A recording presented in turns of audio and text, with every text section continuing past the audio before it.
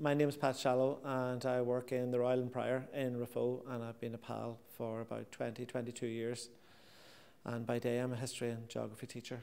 Another lady in the school was working as a PAL, but there were too many candidates, so she needed a bit of help, so I was interested, and I started from there. And she's retired now, so I'm on my own at the moment, but I'm trying to get some other people interested in being PALs. It's changed a lot, especially the last 10 years. It's become a lot more recognised now by young people as a means of promoting themselves when they leave school. They have their little pins when they go to interviews, and it's a sign of stickability, basically, and of someone who can start a process and see it through. And a lot of employers are, keen to take someone who has done that.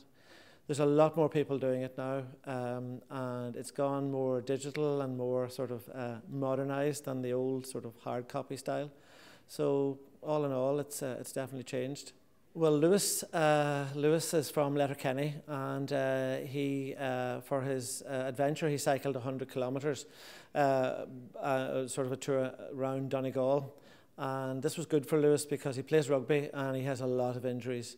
He's sort of like a wee bionic man. He's been rebuilt, especially for cycling. So he had an injury before the cycling, but he refused to pull out. And his mum was telling me that they followed him in the car as a support team, and she was all for taking him into the car, and but Lewis wouldn't give up, so he finished it completely. But he was in bits at the end. But that's what you need to do. You have to challenge yourself and go beyond your comfort zone, so to speak. Then he coached rugby to the younger guys, the under-12s and the under-14s, and he's a fine guitarist. He played guitar, and he made his own guitar as well. Even though he doesn't have a woodwork background, he created his own guitar. It's good. It gives you great satisfaction to watch someone starting off on a process and then, sort of having the difficulties but getting over them. The problem with being a PAL is you're torn between helping them too much, possibly. It's about support, but it's not about actually doing it for them. It's about them completing it themselves. But it's great satisfaction to watch them get to the finish, and especially today with all the ceremony, and it's a fitting reward, Today was excellent. I mean, the setting alone is full of history and full of splendour, and Dublin Castle is an amazing place to have a ceremony. To think that we were in the same room as the the banquet during the Queen's visit. It looked a lot bigger, mind you, then, but it's just the whole day, the music, the ceremony, having the president present. It makes it all worthwhile.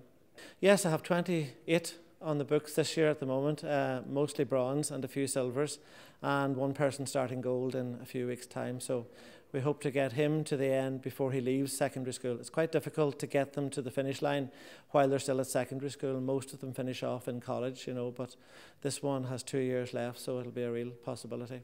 It's very popular in Donegal. 4 of the 33 this year were from, or 5 actually, from Donegal. So that's that's sort of 1/6 of the entire contingent.